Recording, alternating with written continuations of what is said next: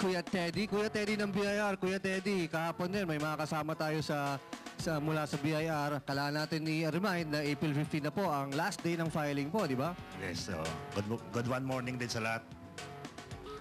Ayun po, di Kuya Teddy, mga kaibigan natin dyan na low-income earner, yung mga 60,000 o below, kailangan pa nila mag-file, di ba po? Tama po yan, no? Oh.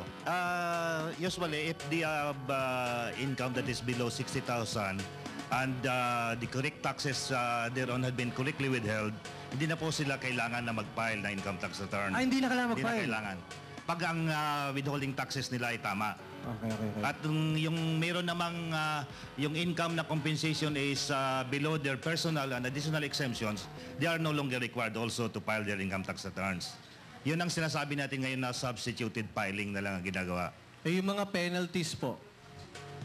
Ang penalties natin, dalawa, civil saka criminal.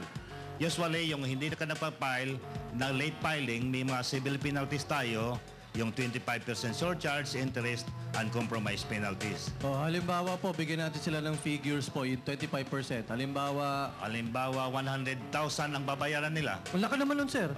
Hindi, maliit na yun ngayon kasi dapat malaki na yung binabayaran nating taxes. Sige, halimbawa, 100,000 po. Ang compromise penalty na surcharge is 25,000 kagad.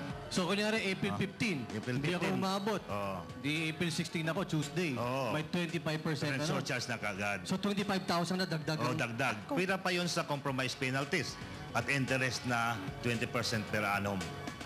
Buti lang, kilala kita. Kuya Jerry.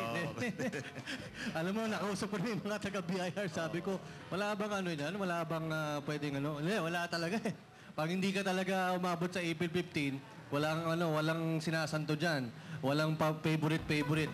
Ano po yung mga ginagawa natin sa mga tax evader po, ginagawa po ng BIR? Ngayon po, ngayong mga several years na past tuloy na talagang vigorous yung campaign ng BIR sa mga tax evaders. Actually, nagkaroon tayo ng rate, yung run after tax evaders. Yung commissioner po natin ay si Commissioner Lilian Bihipti, maglalabas po ng mga regulations, RMOs to strengthen, saka to provide definite guidelines kung paano gagawin ng Bureau para mahabol yung mga tax evaders. Lalabas na po yung mga RMO na yan. At yung nga sinasabi ko sa kanila, sana bago kayo mahuli, mag-file na kayo ng tamang taxes. Yung mga negosyo naman na hindi nag-i-issue ng resibo. Ayan. Ang ginagawa natin. Marami ng programa ang BIR ngayon dyan. Siguro alam na mga taxpayers niya na day in and day out, mayroon kaming TCBD or tax mapping na sinasabi.